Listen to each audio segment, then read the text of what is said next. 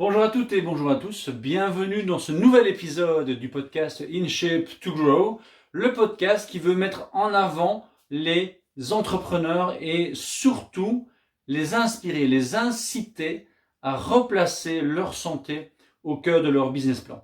Car en effet, la vie d'un entrepreneur connaît des hauts, des bas et aujourd'hui, probablement plus que jamais, il faut garder le cap, il faut garder l'endurance. Et donc, à travers ces différentes interviews, j'espère pouvoir partager certains de leurs secrets, de leurs routines avec vous pour que vous puissiez être à votre tour inspiré et que vous puissiez remettre cette santé au cœur même de votre business plan. Aujourd'hui, j'ai le plaisir d'accueillir Véronique Deruder, qui est une coach en nutrition et une coach sportive. Elle est également auteure et vous allez découvrir au fil de son histoire eh bien, plusieurs qualités. Et cette première qualité que l'on va retrouver chez Véronique, c'est effectivement cette qualité d'être vrai. Vous verrez que même si on est coach, c'est pas pour ça qu'on est invincible, c'est pas pour ça qu'on ne peut pas avoir des moments de doute et des moments plus difficiles. Mais par rapport justement à cette compréhension et cette importance de la santé, liée à l'assiette, liée au basket, liée au sommeil, eh bien on peut se remettre effectivement en selle et on peut pouvoir justement se dépasser et aller au-delà des premières limites. Je vous souhaite une très belle écoute et je vous retrouve très bientôt. Bonjour Véronique, comment vas-tu? Ça va et toi, David? Ça va très bien. Écoute, je suis très content de t'avoir aujourd'hui pour cette interview. Est-ce que tu me permets de revenir un peu sur les dates importantes finalement de ta carrière et de ta vie, je dirais, de sportive, de maman, etc. Sans problème, vas-y. Génial. Donc, tu es né en 1981 et très vite, tu as fait des activités sportives. Je vois que tu as fait de la danse classique assez rapidement. Et c'est venu après ou avant la découverte que finalement, tu étais quelqu'un de très souple. Écoute, à mon avis, ça a été sur la même lignée. Voilà, mes parents se sont rendus compte quand j'étais vraiment très petite que mes genoux se retournaient complètement, que voilà, c'était un peu cata par rapport à ça. Mais d'un autre côté, ça m'a servi dans mon activité de ballet. Donc voilà, tout n'a pas des mauvais côtés. Il a quand même fallu, j'ai dû porter des semelles orthopédiques, j'ai dû faire de la rééducation avec une kiné. Voilà, c'était un peu c'était pas très efficace, mais bon, à part me faire la chaise contre le mur pendant 5 minutes et me massouiller, ça n'a pas donné grand-chose. Mais le sport m'a permis de renforcer et de contrer cette hyperlaxité ligamentaire en renforçant mes muscles, mais tout en profitant de cette souplesse. Donc oui, mais ça a été décelé très petite. Donc, effectivement, toute petite, tu as déjà fait attention à ta santé parce qu'il y avait cette hyperlaxité. Donc, tu as commencé la danse classique, tu l'as fait de manière intensive jusqu'en 2001. En 1991 ou 91, tu commences l'équitation et là aussi, tu t'y investis à fond, si je comprends bien. Ah, je faisais plus que ça en fait. Enfin, ma mère m'avait donné comme contrainte, si tu veux faire de l'équitation, tu continues la danse classique. Ok, pas de problème. Et donc, je menais les deux de front, en plus de l'école et de toutes les activités qu'on peut avoir quand on est ado. Je partais le matin tôt, j'allais aux écuries, puis le week-end, on ne me voyait jamais. Ça devait bien arranger tout le monde. Donc, ça, ce sera une interview à leur faire avec eux. Mais donc, ça veut dire que déjà, depuis toute petite, tu es impliqué énormément dans les projets que tu entreprends et on verra un petit peu ce qu'aujourd'hui ça représente pour toi.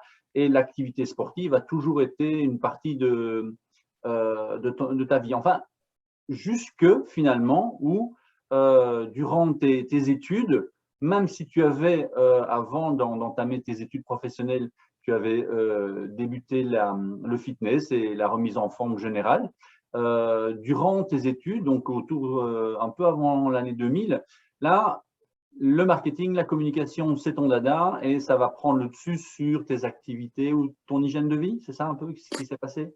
Ouais, ça a été. J'ai pas commencé par ça, hein. J'ai fait une année de droit. Enfin, j'ai d'abord arrêté mes études pendant un an. J'ai travaillé pendant un an comme photographe. J'ai voyagé, j'ai fait plein de trucs. C'était quand même pas tout à fait ce que j'avais envie de faire. Mes parents m'ont forcé entre guillemets à reprendre des études, donc je me suis dit pourquoi pas. Le droit, ça me tentait vraiment bien. Je faisais un job étudiant dans un cabinet d'avocat. Ça m'a donné envie. Ce cabinet d'avocat, c'était Ali McBeal. Pour ceux de ma génération qui connaissent. C'était des unisex bathrooms, il y avait une cuisine, des salles de bain, enfin on faisait des spectacles, on mangeait tous sur place, c'était une grande famille, c'était vraiment un cabinet d'avocats crazy crazy. Donc, je me suis dit pourquoi pas le droit. J'ai fait un an, j'étais douée en droit, mais alors tout ce qu'il y avait à côté, c'était pas mon truc, j'ai abandonné là. Puis je me suis dit le marketing, ça peut être sympa, c'est accessible et ça peut mener à plein de choses, donc voilà. Et là, catastrophe, je vivais seule à côté de magasins très gourmands, beaucoup de temps pour étudier, pour travailler à côté de mes études. Et l'un dans l'autre, j'ai dérapé. J'ai arrêté le sport, on n'a pas arrêté de manger aux pauses, au midi, et des choses comme ça. Et puis, de fil en aiguille, ben, on s'encroute et on perd les bonnes habitudes. Et voilà. Il y a Et un donc, moment, ça a dérapé. voilà, c'est ça. Et donc, en 2005 ou 2006, là, tu te reprends un peu en main parce que tu n'étais plus finalement la jeune sportive que tu avais été depuis toute petite. Tu avais Voilà. probablement terminé tes études et là, tu t'es dit, je vais m'y remettre. Voilà, je m'y suis remise. J'ai fait un régime. Hein. Je suis contre ce terme, mais j'ai fait Weight Watchers et je suis devenue coach. J'ai perdu 15 kilos. J'ai Wow. jamais repris un gramme, sauf pendant ma grossesse. Et, euh, et là, j'ai vraiment revu tout à fait mon habitude alimentaire. Alors bon, après, on pense ce qu'on veut de Weight Watchers. Je suis même devenue coach. J'ai animé genre jusqu'à 8 réunions par semaine. Wow. Euh, c'était vraiment chouette. C'était Un un peu, success story. voilà, c'était sympa. Et puis à un moment, ça m'a saoulée. Moi, j'aime bien changer, donc j'ai arrêté de faire ça, mais j'ai gardé cette habitude et cette manière de manger mieux, qui n'était pas optimale, et j'ai repris le fitness. Et puis C'est là, ça. j'ai rencontré une nana qui était prof et qui m'a dit, bah, tu sais, t'aimes la danse, t'aimes le fitness, ça te tenterait pas de venir ce week-end avec moi, je fais une formation, il n'y a pas de prérequis, viens avec moi. J'ai Génial. tenté. Et donc là, on est en 2010, c'est ça, à peu près? À peu près. C'est Les ça. dates et moi. Et donc, tu te relances un peu dans une formation comme ça par hasard. Tu reviens à une passion que tu avais de l'activité sportive et tu vas même finalement aller au-delà de la simple formation parce que tu vas te lancer en activité complémentaire. Voilà. Donc, j'ai fait cette formation où je vais dire que j'ai souffert, j'ai pleuré. Après une journée, je pleurais parce que je me trouvais nulle, parce que je comprenais pas qu'il fallait aller à gauche pour que les élèves aillent à droite et j'arrivais pas à retenir la choré et c'était vraiment horrible. Et je me suis dit que j'allais pas me laisser avoir. Donc, j'ai pas été certifiée à ce moment-là. J'ai dû continuer, j'ai dû faire un stage avec cette prof, avec d'autres profs, donner cours en shadow. Et puis, au fur et à mesure, on s'est dit, mince, on n'a pas de prof. Bon, Véro, elle n'est pas tout à fait qualifiée pour, mais on va la lancer. Et un jour, on m'a dit, tu sais quoi, dans 3 jours, tu donnes un cours complet. Et Tu dois voilà. être prêt. Voilà. Et donc, ça a été horrible. Les élèves m'ont trouvé horriblement nulle. Et Donc, le tu n'as pas manager de désespéré. Voilà, le aujourd'hui, manager de la salle, il a dit, mais c'est un désespoir total. Ils m'ont plus jamais rappelé. Puis un jour, ils m'ont rappelé et ils m'ont donné les cours que je voulais à la grille horaire parce que j'avais progressé et que voilà. Mais je travaillais toujours sur le côté. oui, parce que Donc tu es passé à temps plein en 2011. voilà. Et donc là, tu es devenue finalement coach sportive à temps plein à l'époque, c'est ça? Alors, j'ai fait les formations. À l'époque, il y a un club où j'étais membre et où j'avais commencé à travailler qui m'a demandé de faire la formation de personal training. Donc, ce que j'ai fait, j'ai continué à faire d'autres concepts de fitness pour pouvoir donner des cours collectifs. parce que voilà, c'est quand même, on a beau dire, c'est pas une profession protégée, mais enfin, on fait pas n'importe quoi non plus. Donc, je me suis formée dans tous ces concepts-là, que ce soit des concepts Les Mills, j'ai fait des formations pour faire du freestyle, et puis dans ma formation de personal trainer, tout ce qui était physiologie, tout ce qui était anatomie, etc. Et de fil en aiguille, ça a pris plus de temps et ça a pris le pas sur ce que je faisais à côté. Et je me suis dit que c'était le moment ou jamais de me lancer parce que sinon, je ne le ferais jamais. C'est ça. Et donc, voilà ce que j'ai fait. Et donc, en 2011, finalement, tu finis une boucle. Tu avais commencé très tôt avec la danse, puis avec l'équitation, où tu t'es vraiment fort impliqué. Tu as eu un parcours professionnel dans la communication. Et puis, finalement, là, tu te retrouves à nouveau dans le sport. Tu t'y impliques, on l'entend, avec énormément d'efforts, de persévérance. Malheureusement, en 2013, petit couac de santé. Bah oui, on a découvert que je devais me faire enlever la thyroïde. On se demandait si j'avais un cancer ou pas. On m'a traîné pendant des mois avec des tonnes d'examens, etc. Parce que bizarrement, je ne savais pas respirer, mais pas quand j'étais en pleine activité physique. Donc vraiment, c'est quand j'étais au repos, j'avais vraiment comme un poids sur la poitrine, je ne savais plus respirer. Donc on a dit qu'il fallait m'enlever la thyroïde et ben voilà, c'est ce qu'on a fait. Puis après 3 semaines, avec toutes mes sutures et mon énorme cicatrice et plus de voix, parce qu'ils ont touché mes cordes vocales sur le coup, j'ai recommencé à donner cours. Eh bien, donc là, J'ai à fait... nouveau, voilà, cette persévérance que tu avais acquise dès ton plus jeune âge, parce que danseuse de ballet, je n'ai aucune expérience dans le domaine, mais de réputation, c'est quelque chose qui est très contraignant, qui a modelé ton corps et ton esprit. 2013, cet événement de santé, mais tu ne lâches pas les choses, Non. tu continues, tu persévères.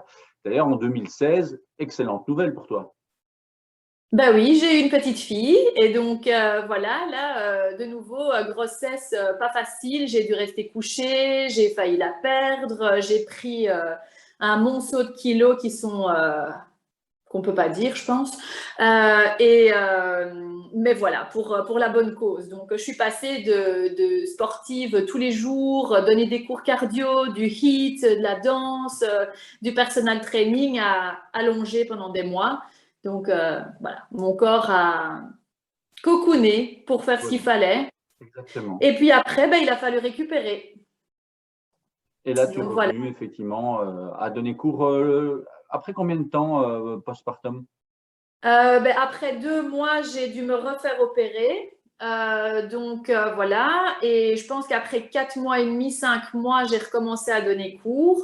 Une fois que ma rééducation était complètement terminée, etc., parce que c'était important, étant donné qu'il y a énormément d'impact, etc., dans les disciplines que je donnais, il fallait que mon périnée et que tout soit remis en place, parce que sinon, c'était pour un futur très endommagé. Donc voilà, et ouais, j'ai commencé, elle est partie à la crèche vers 6 mois et demi, donc j'avais recommencé un petit peu à travailler entre-temps, et voilà, j'avais pas perdu tous mes kilos de grossesse, j'ai mis 11 mois à tout perdre, donc mes premiers passages sur le podium dans mes cours, voilà, ça Il a montre la fallu être. vraie vie, ça montre qu'on est des vrais gens aussi, parce que j'étais pleine de bourrelets et toute molle, Oui, parce voilà. qu'effectivement, hein, on voit parfois l'image du coach sportif comme quelqu'un qui a toujours été sportif et qui n'a jamais eu de haut et de bas, mais ça n'est pas vrai. Il y a du travail derrière.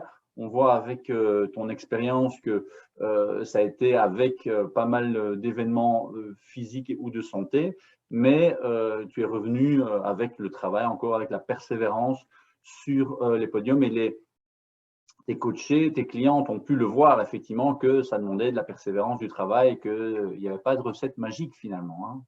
Mais non, parce que quand on te voit comme ça sur le podium, toujours en forme, toujours fit, etc., ils se disent oui, mais bon, nous, on n'y arrivera pas. Elle a toujours été fit, il n'y a jamais eu de soucis. Et finalement, non, c'est pas vrai. Donc là, et ils ont vu l'évolution de se dire, voilà, elle est revenue avec encore autant de kilos en trop et toute mollasse, etc.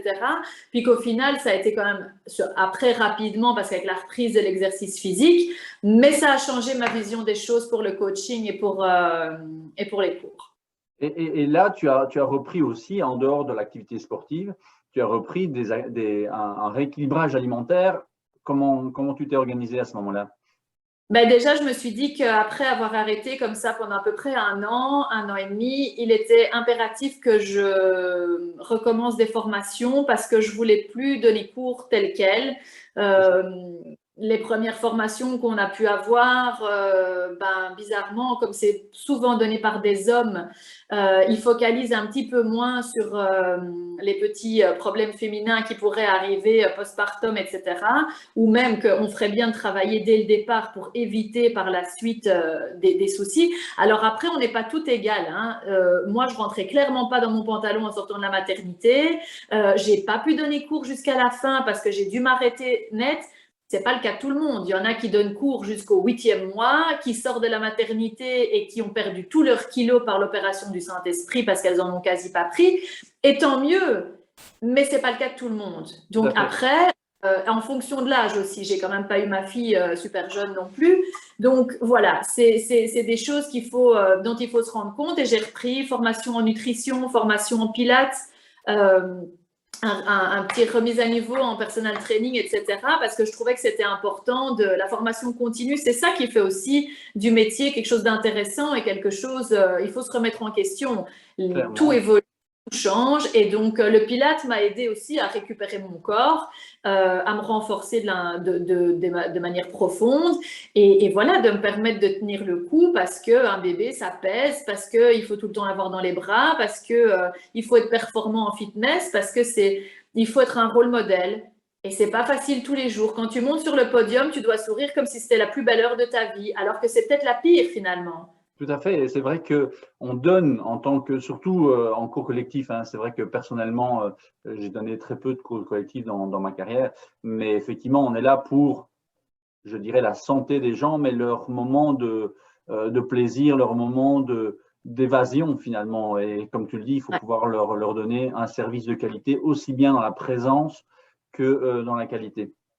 Mais alors, 2016, tu as ta fille, tu reviens 11 mois plus tard. Et puis, en 2019, qu'est-ce qui se passe en 2019? Je sais pas qu'est-ce qu'il y a eu en 2019 à part le Covid. L'année d'avant, ben, tu es partie. Ah, je suis partie, oui, Enfin, vous êtes effectivement. partie à 3 avec les petits baluchons et vous avez fait le grand saut. On a tout laissé ici. On s'est dit, on change de vie, on part. Et on l'a fait. On est parti vivre au Québec. C'était très sympa, c'était très chouette. C'était pas tout à fait ce à quoi on pouvait s'attendre au final. Et ben, en pesant le pour et le contre, on a décidé de revenir en Belgique parce que voilà, la famille manquait, parce que pour des raisons professionnelles aussi, et sans aucun regret. Voilà, on a fait l'expérience, on a tout fait là-bas, on a travaillé, notre fille a été à l'école, on a visité un peu le Québec, on a fait plein de choses, et voilà, c'était très enrichissant. Euh, mais voilà, on a décidé de revenir en Belgique et de continuer ce qu'on avait commencé ici. Tout à fait. Et c'est vrai que pour le vivre personnellement aussi, hein, ça fait maintenant 1 an qu'on a tenté l'expérience canadienne aussi. C'est vrai que sur papier, c'est facile hein, quand on part, quand on a l'exotisme dans les yeux. Et puis après, il y a la réalité du terrain. Et c'est vrai que ça reste une expérience. Je comprends tout à fait ce que vous avez vécu. Et il fallait aussi avoir le courage de revenir et de revenir. Donc 2020, un petit peu avant les premiers confinements, vous rentrez? Le jour même du lockdown, on a atterri à 8h40, à midi, tout fermait. On D'accord. a eu pour rentrer dans une maison qu'on avait vue une fois, qu'on louait, et avec chacun un matelas et une valise. Voilà. Donc, l'aventure qui aujourd'hui continue encore, hein, puisque depuis que tu es rentré, énormément de choses se sont passées au niveau professionnel. On va y revenir dans un instant. Hein. Tu gardes cette philosophie de donner de toi, hein, de permettre aux femmes, parce que tu t'adresses surtout aux femmes aujourd'hui en tant que coach. Pas spécialement, mais j'ai remarqué une chose, c'est que les hommes n'aiment pas être coachés par une femme parce que comme on n'a pas le même physique, ils pensent que parce que tu es fit et fine, tu n'es pas capable de leur faire prendre de la masse ou de les entraîner, alors que c'est simplement une question d'objectif. Il y a des femmes qui veulent prendre de la masse, il y a des femmes qui veulent s'affiner, il y a des femmes qui veulent simplement renforcer leurs muscles parce qu'elles ont des problèmes de dos, parce que… Et du coup, en fait, le fait d'être un homme ou d'être une femme, ça change rien. Et tu me permets de rebondir sur le fait que pendant les vacances, là, j'ai continué à coacher, par exemple, une de mes élèves qui était en vacances et elle était avec des copines dans le sud de la France. Et là, elle me dit, écoute, mes copines vont faire le coaching avec moi. J'ai dit, écoute, pas de problème, à la guerre comme à la guerre, avec un tout petit écran et 5 nanas dispersées dans une énorme pelouse. Mais bon, voilà, j'ai l'œil de Moscou, donc je les ai corrigés malgré tout. Et donc, il y a une de ses amies qui dit, écoute, c'est incroyable, elle voit tout. Puis aussi, c'est vraiment différent. Moi, à la maison, j'ai un coach homme. Et en fait, je me rends compte que c'est quand même vachement mieux avec une femme. Alors, peut-être pas, mais du coup, elle a senti la différence d'approche. Mais comme je te dis, moi, j'ai changé ma façon de coacher quand je suis devenue maman parce que mon corps a changé, parce que mes besoins ont changé, parce que j'ai vieilli aussi et qu'on se rend compte que la performance, c'est bien, mais pour être performant, il faut une bonne base et on ne peut pas faire tout à l'envers. Donc voilà, moi je pense que les seuls hommes que je coach, c'est des personnes plus âgées parce que je suis aussi formée pour les seniors et pour les post-blessures, etc. Et donc c'est vrai que j'ai des clients plus âgés qui ont besoin qu'on travaille leur mobilité et des choses comme ça. Alors on est loin de la performance, on est vraiment dans la limitation de la catastrophe, mais c'est pas parce qu'on est une femme qu'on peut pas coacher des hommes et vice-versa. Tout à fait. Les hommes sont dans la performance et le show-off et puis ça dépend, je pense que ça dépend de la personne. Voilà, ça dépend de la personne et si j'entends bien ton approche, la philosophie de ton travail, c'est vraiment la santé, bien-être, t'adapter à la personne qui est en face de toi, voilà, par rapport à ses objectifs. Et donc tu t'adaptes, mais tu approches toujours le programme via l'entrée de la santé. Tout à fait. Et aujourd'hui, tu travailles en salle, tu travailles Uniquement en privé. uniquement en privé. Ok. Ouais. Écoute, on reviendra un peu sur ce que tu proposes aujourd'hui comme service et surtout les derniers. Mais non, je vais l'annoncer maintenant puisque c'est quand même pour terminer, je dirais, cette ligne du temps de ta carrière personnelle et professionnelle. Là, l'événement de 2020, si mes souvenirs sont bons, de 2021, c'est la sortie de ton livre. Voilà. J'ai eu une espèce de déconvenue professionnelle parce qu'on m'avait proposé de publier mes recettes de mes coachings alimentaires parce que quand je donne un coaching alimentaire, mon plus, voilà, c'est d'arriver à ses objectifs, mais c'est des super chouettes recettes que j'ai élaborées au fil du temps, que j'ai piquées à mes copines avec leur accord. Et donc, voilà, ça était censé se faire, puis ça s'est pas fait, puis ça s'est pas passé comme il fallait. Et je me suis dit, si j'attends toujours les autres, ça va jamais se faire. Donc, je me suis dit, j'ai des recettes, j'ai une idée, je me débrouille. Et tu as les compétences en marketing, communication, donc tu avais tous les ingrédients. Voilà, et donc je me suis dit, je me fais un cadeau pour mes 40 ans, je sors mon bouquin, je m'auto-publie, donc j'ai pas été démarcher des maisons d'édition, quoi que ce soit en plein Covid, c'était déjà genre peine perdue. Mais donc voilà, donc j'ai sorti mon bouquin sans l'aide de personne, voilà. Et donc, c'est là toute l'importance de cette interview qui veut mettre en avant la vie d'un entrepreneur ou d'une entrepreneur et aussi sa santé, puisque remettre la santé de l'entrepreneur au cœur de son business plan, c'est vraiment important parce qu'on l'entend, il y a des défis de maman, d'entrepreneurs, d'entraîneurs, de femmes. Et là, tu sors un bouquin, tu donnes des cours à domicile. Et si j'ai bien compris, tu vas reprendre les études en septembre, ou en tout cas, tu vas reprendre une formation pour aller encore un peu plus loin au niveau de la nutrition. Et donc, c'est un vrai travail intense pour justement donner de la qualité à tes coachés qui aujourd'hui, suite à plus de 18 mois maintenant de pandémie et d'incertitude, sont de plus en plus demandeurs de pouvoir retrouver finalement un certain contrôle sur leur santé, si on peut parler de contrôle, puisque l'environnement est ce qu'il est, comment puis-je m'occuper de moi? Et c'est tout l'intérêt effectivement de ce podcast, c'est être en forme pour grandir en tant qu'entrepreneur, grandir en tant que maman, grandir en tant qu'entraîneur. Et donc, si on pouvait aller justement dans ce rôle que tu as en tant que maman, entrepreneur, coach, femme, quelle place ta propre santé finalement prend-elle dans ton quotidien? Est-ce que les cordonniers sont les plus mal chaussés ou comment est-ce que tu arrives à gérer tout ça? On l'a vu avant ta carrière de coach, tu as effectivement pu te reprendre en main lorsque, pendant une certaine période, tu avais un peu mis de côté pour te concentrer aux études. Puis il y a eu l'accouchement, tu t'es repris en main. Aujourd'hui, après ce retour du Québec, durant un confinement, avec une petite qui grandit, évidemment, qui a d'autres besoins, comment tu places ta santé au niveau de ton quotidien?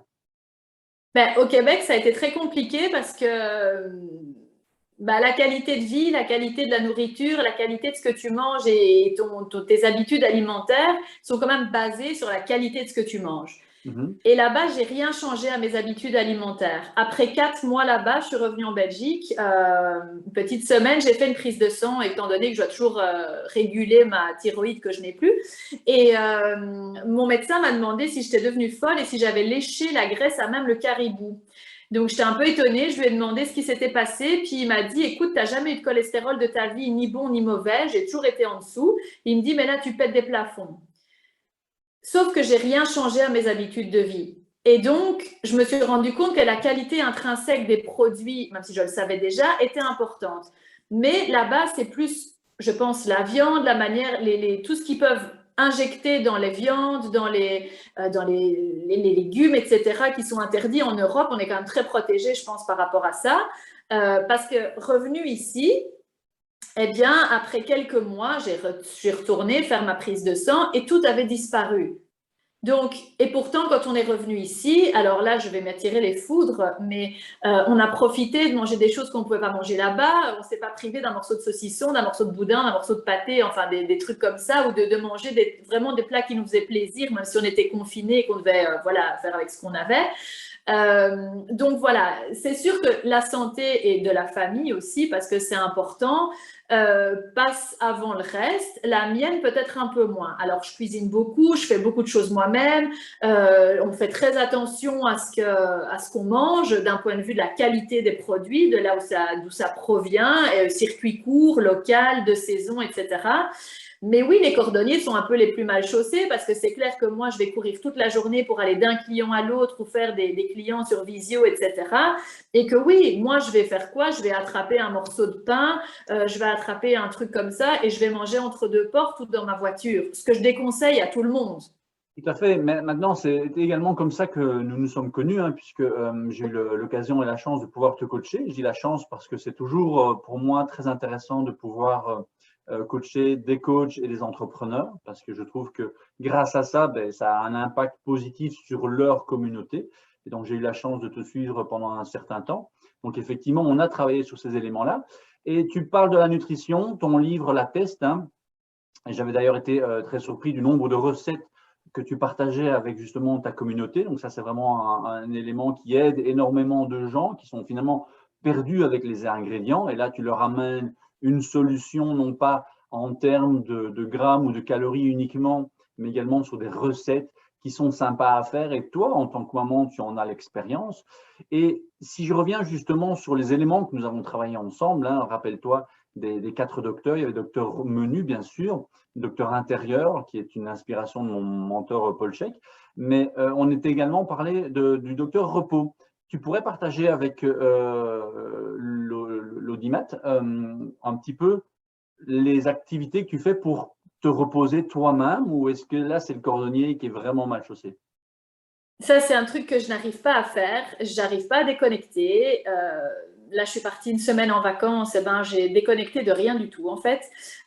Donc, non, ça, c'est vraiment un truc que je n'arrive pas à faire. Et là, je me suis dit, en me levant ce matin, bon, c'est quand même pas compliqué de se lever avant tout le monde. Je ferais bien un peu de yoga, un peu de n'importe quoi le matin en me réveillant. Et je sais très bien que c'est encore un truc où on se dit, c'est une résolution que je vais pas tenir parce que quand on est dans le feu des habitudes, etc., ben, c'est pas faisable parce qu'on va se coucher plus tard, parce que moi, j'ai décidé de travailler quand ma fille est à l'école et pas en dehors des horaires d'école. J'ai pas de nounou, j'ai rien du tout, pas de famille pour s'en occuper assez proche, donc c'est un choix.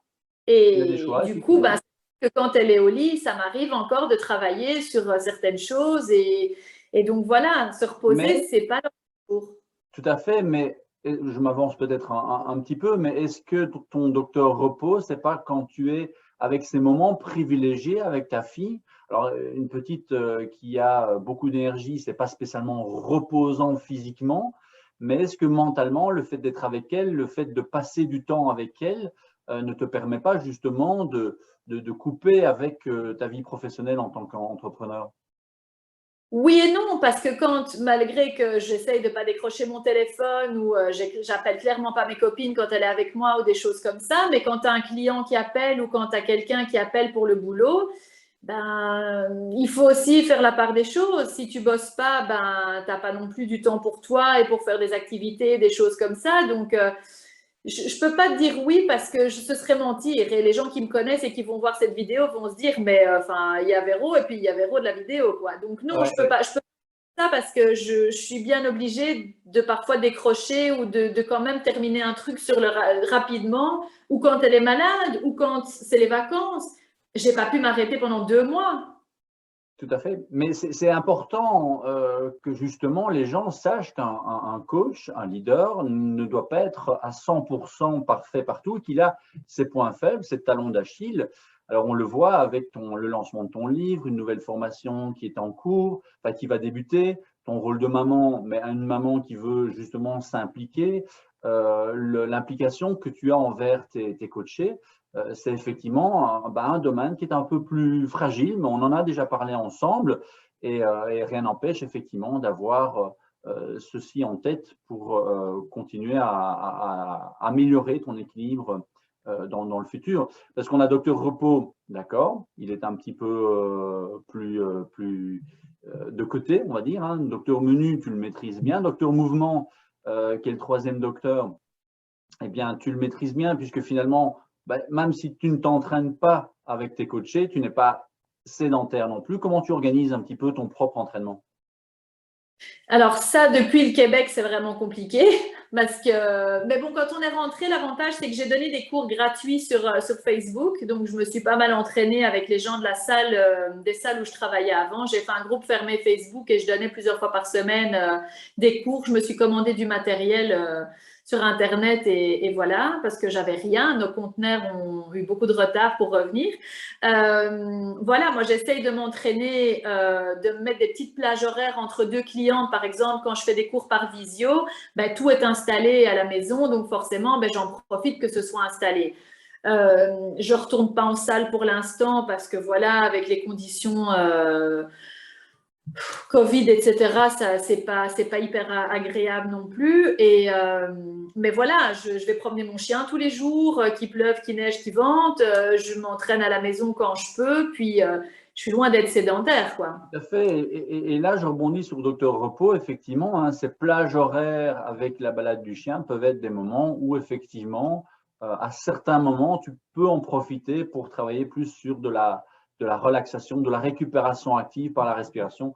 On en a déjà parlé, ce n'est pas vraiment l'objet aujourd'hui, mais on voit qu'effectivement, en tant qu'entrepreneur et en tant que maman, tu as l'ensemble des éléments qui te permettent justement, toi, d'avoir au centre de ton business plan, si je peux exprimer comme ça, ta santé, hein, au niveau de la qualité alimentaire, au niveau des mouvements fatalement que tu fais avec tes coachés, mais également des moments plus relax. Et donc, si je peux me permettre et te poser une dernière question avant que tu ne donnes une réponse justement aux gens qui nous écoutent, ton docteur bonheur, qu'est-ce qui finalement te permet de te lever le matin et de t'impliquer autant dans un bouquin, dans les cours que tu donnes, dans des formations? C'est quoi finalement qui t'anime en tant qu'entrepreneur aujourd'hui? Bah, le goût du challenge et de bien faire. Voilà, moi je suis loin d'être parfaite à plein de niveaux, mais quand voilà, mon bouquin, ça a été quelque chose qui n'a pas été facile. Pour la petite histoire, il n'y a pas de photo dans ce livre, c'est des dessins. Donc chaque plat, une photo a été envoyée à une dessinatrice que je n'ai jamais rencontrée qui habite en Russie. Wow. Euh, et, euh, et voilà, on a décidé de faire ça comme ça, de faire les choses de manière différente, mais ça a été un challenge. Et franchement, quand il était fini et qu'on a eu le bon à tirer, donc c'est vraiment une première épreuve telle qu'elle va sortir, ben, ça a été un soulagement, mais c'est aussi le challenge. Moi, j'ai changé de boulot 50 000 fois dans ma vie. J'ai fait plein de boulots aussi intéressants ou inintéressants les uns que les autres parce que, et voilà, on peut prendre ça pour un manque de stabilité ou au contraire pour, voilà, parce que j'aime les challenges et parce que Voilà. je me suis jamais arrêtée. Tout à fait. Et donc, j'entends bien que finalement, si on résume un peu ces plusieurs décennies, c'est la persévérance et être vrai. Hein, tu veux proposer quelque chose de vrai, tu l'as dit tout à l'heure. Hein, les gens qui te connaissent, qui t'écoutent, ben, ils te connaissent, donc tu ne vas pas aller surfaire un peu ton planning de super coach. On a tous effectivement nos talons d'Achille et il faut pouvoir inspirer ses coachés à prendre soin de soi au niveau de la nutrition, au niveau du mouvement au quotidien, hein, d'autant plus aujourd'hui après ces 18 mois de stress physique et mental. Donc là, on a avec toi en tout cas beaucoup d'enthousiasme par rapport à ce que tu partages à travers l'écran. Mais c'est important également, et c'est un des objectifs de ce podcast, c'est d'inspirer d'autres entrepreneurs justement à pouvoir pallier et construire leur quotidien, même si on voudrait mieux faire, mais il vaut mieux faire un minimum que de ne rien faire. Donc là, tu es un excellent exemple. Et donc, avant de terminer avec un peu la présentation de ce que tu fais au quotidien et où on peut te retrouver justement si on cherche à te contacter, en tant qu'entrepreneur, tu as certainement eu des hauts débats, on l'a entendu d'ailleurs dans cette ligne du temps, dans ta chronologie personnelle. Est-ce que tu pourrais donner un conseil aux entrepreneurs lorsqu'il y a des débats? Que fais-tu, toi, quand tu es fatigué, quand tu sens que les choses sont un peu contre toi, lorsque tu voudrais encore mieux faire, parce qu'on l'a entendu, tu aimes bien faire, comment réagis-tu de manière tout à fait spontanée? Parce que là, en écoutant ta carrière, c'est quand même déjà bien rempli, mais tu gardes le peps, tu gardes le sourire, tu gardes les projets, puisque tu vas encore une fois reprendre des cours bientôt. Qu'est-ce qui te permet justement, quand c'est un jour difficile, de sortir la tête de l'eau? Pas spécialement en étant la coach parfaite, mais qu'est-ce qui te permet de te dire, allez, demain ça ira mieux, là, ce que je vais faire, c'est ça. Bah, c'est de se dire qu'il ne faut pas déjà courir 25 lièvres à la fois, que c'est un step après l'autre. Il y a pas de solution miracle. Je veux dire, on a tous des choses qui nous tombent dessus, que ce soit un décès, que ce soit une disconvenue, ça ne se dit pas du tout, une mésaventure, enfin je sais pas, professionnelle. On peut tous avoir des déceptions, on peut tous avoir des choses qui ne vont pas dans le sens où on veut aller. Et dans cette société dans laquelle on vit, où c'est à celui qui te marchera le plus vite sur la tête et qui va aller, voilà, il faut arriver, je pense, à faire un pas en arrière et se dire, pour moi, qu'est-ce qui est important? Et voilà, moi, j'essaye de mettre des projets sur pied petit à petit, sans perdre de vue que l'objectif de ma vie, et ça, je suis désolée, c'est pas professionnel, mais c'est ma fille et ma famille. Et donc, elle passera toujours avant. Et maintenant qu'elle a l'âge, qu'elle est un peu plus grande, elle va commencer le ballet, elle va commencer le Krav Maga, elle fait de la natation et ça passera avant le reste parce que c'est important. Et donc, concrètement, quand tu as un jour difficile, c'est vers la famille que tu arrives à te ressourcer, tu dis, OK, là, je vais me recentrer sur eux, ou qu'est-ce que tu fais concrètement lorsque, comme ou alors tu n'as pas de jour où tu as plus difficile, que fais-tu? Je balaye. Ah, je ne suis pas J'ai, seul. Mais en fait, tu vois, je vais donner un exemple, et c'est pas pour faire pleurer dans les chaumières, parce que voilà, tout le monde a ses soucis, mais j'ai perdu ma maman il y a 3 ans, ça a été très rapide, elle est morte de la grippe, enfin un truc absurde à notre époque. Et voilà, le lendemain, elle est décédée dans la nuit vers 2-3 heures du matin. Le lendemain, je donnais cours à des jeunes mamans pour un cours maman-bébé parce que je sais pas, peut-être que j'ai cette faculté avec toutes les épreuves que tu traverses dans la vie à compartimenter les choses ou à arriver à les mettre de côté. Et je sais que c'est difficile à faire et que d'aucuns vont se dire, ah ben elle n'a pas de cœur, cette nana, quelle horreur, ou autre chose. Mais c'est une chance d'avoir cette faculté de balayer et de continuer. Même si ça me travaille, hein, on va être honnête, hein, je vais peut-être pas endormir de la nuit, je vais peut-être.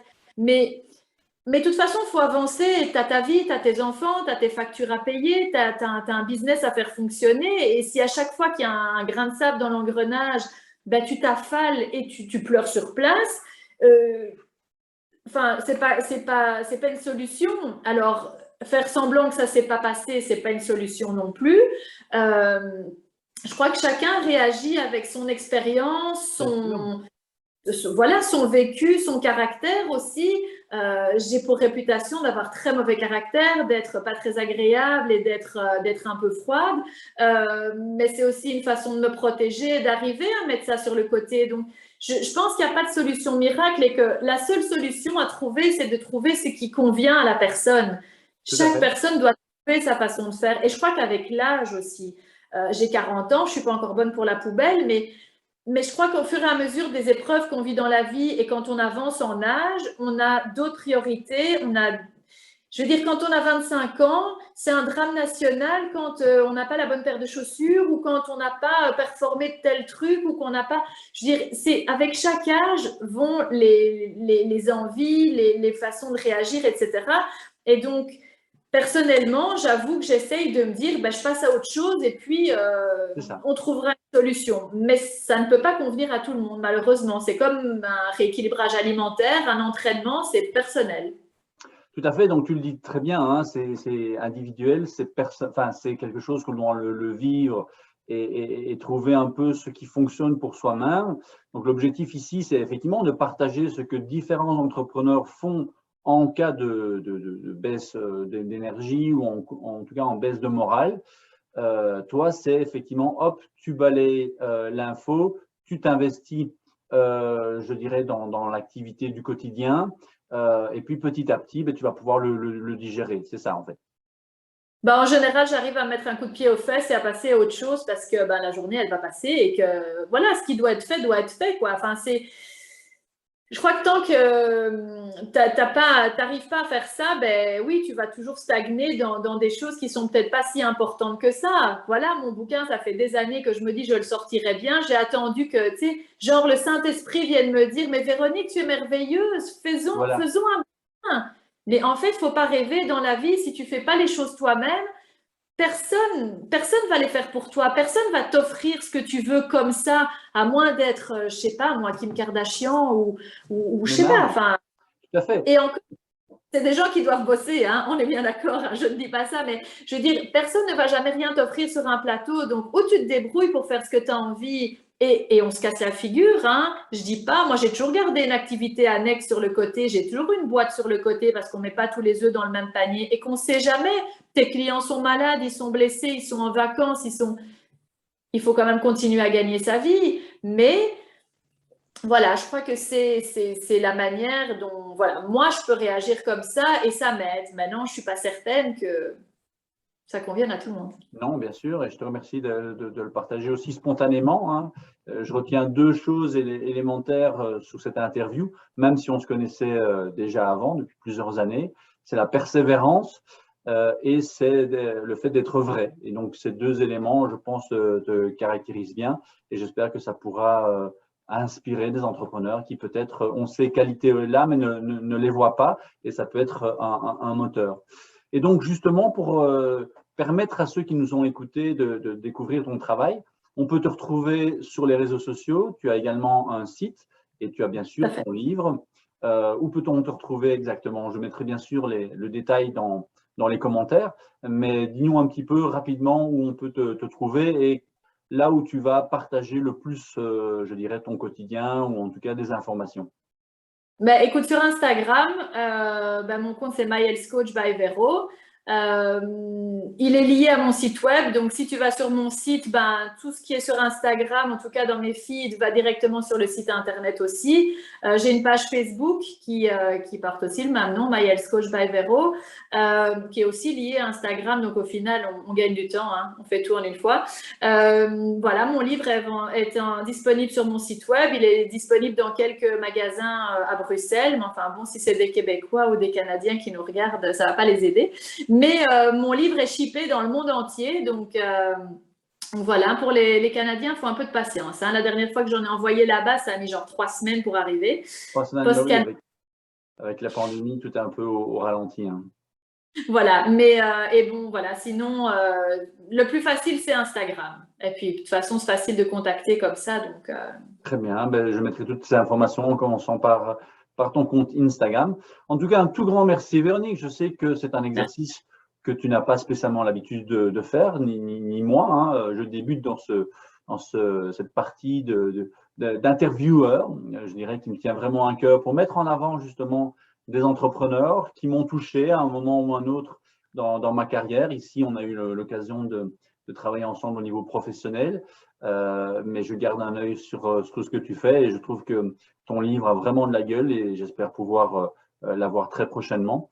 Et je te donne rendez-vous dans les autres podcasts pour éventuellement, toi, être inspiré par d'autres entrepreneurs. Il y en aura de tous bords, je dirais, que ce soit d'Europe ou du Canada, en français et même une fois par mois en anglais. Et donc, je vous donne à tous et à toutes rendez-vous au prochain podcast. Véronique, merci beaucoup. Merci. À très bientôt et prenez soin de vous. Ciao.